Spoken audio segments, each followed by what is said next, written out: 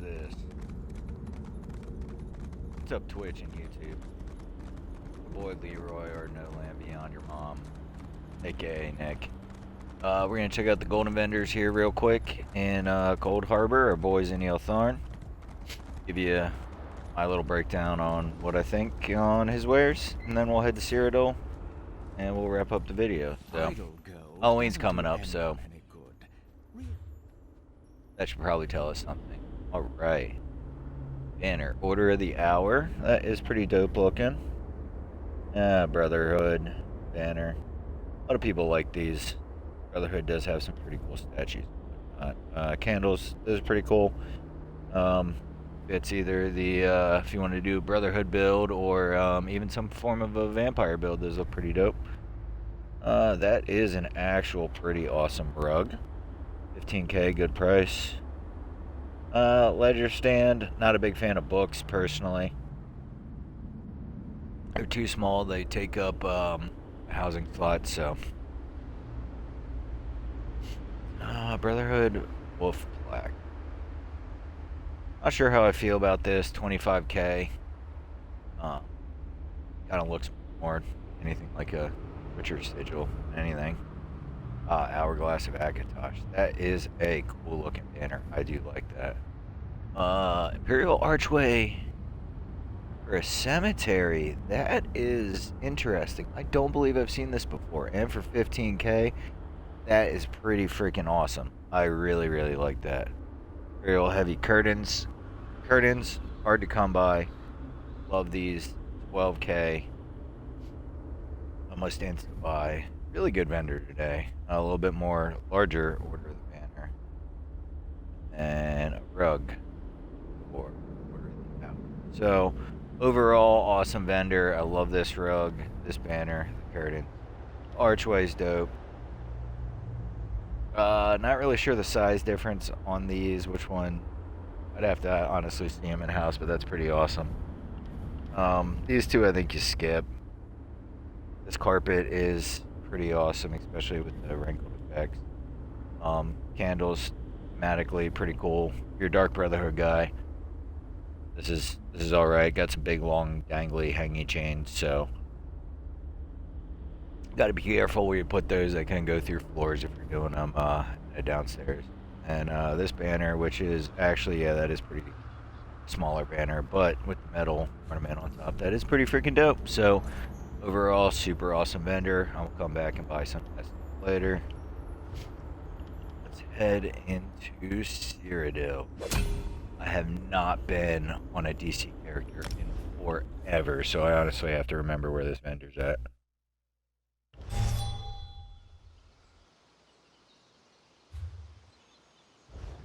Yep. Put me to the right side. Sometimes it gets a little funky, I feel like, or just never really check on my other characters. Alright, so what do we got? First scene, this comes from Cene, I believe. So stam recovery, max stam recovery, and okay. Kind of just a weak bonus. I'm sure back in the day. Good set. His sep. Alright, so health, spell damage, maximum magicka. His sapt is not a bad set. I can't remember what weight this comes in.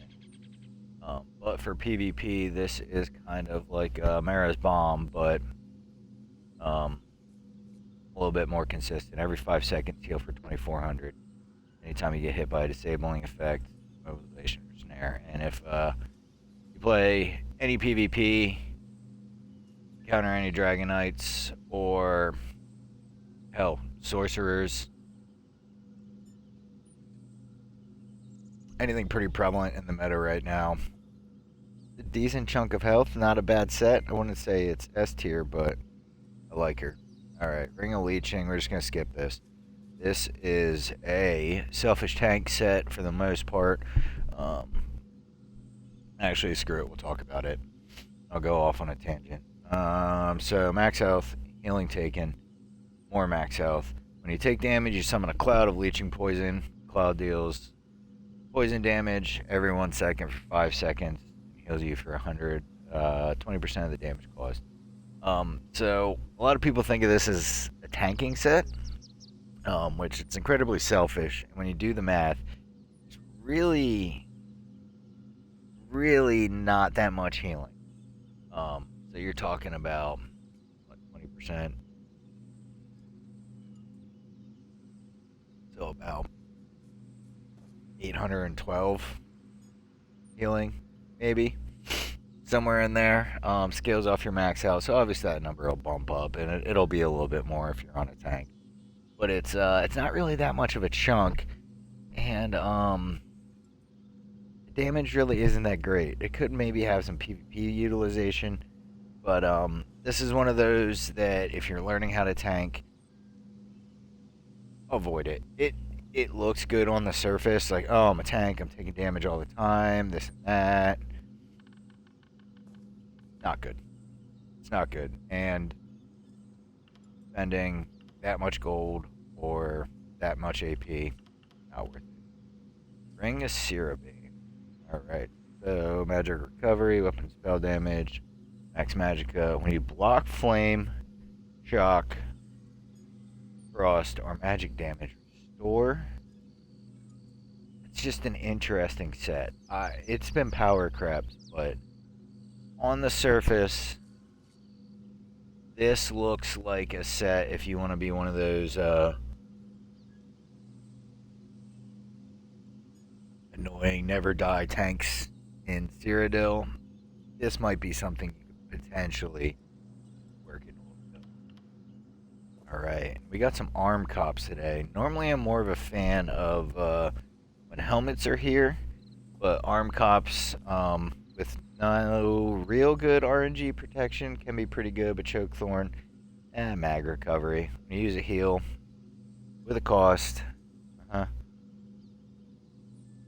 Alright, so you see this.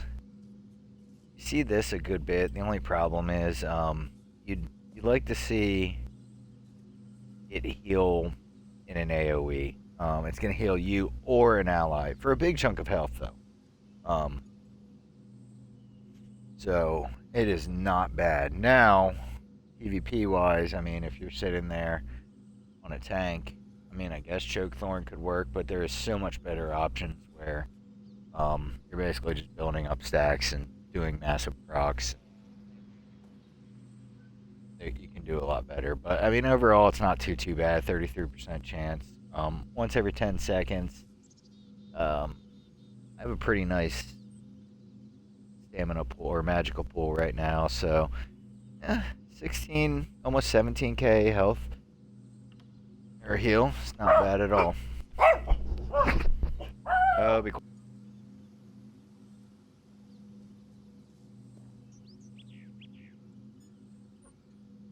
All right, and then we got. Sorry, the puppies are barking in the background.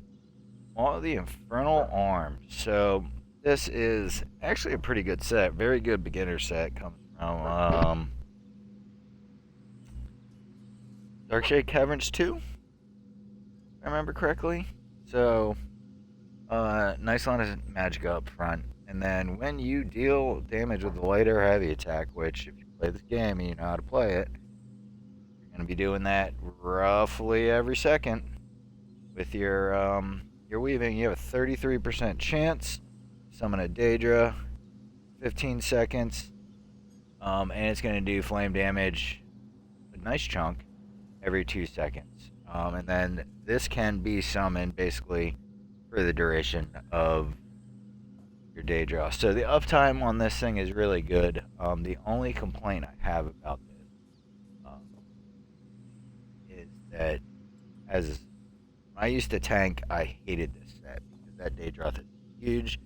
It gets in the way, kind of muddies up a lot of what's going on, but it is a good amount of damage. It's an easier one to get.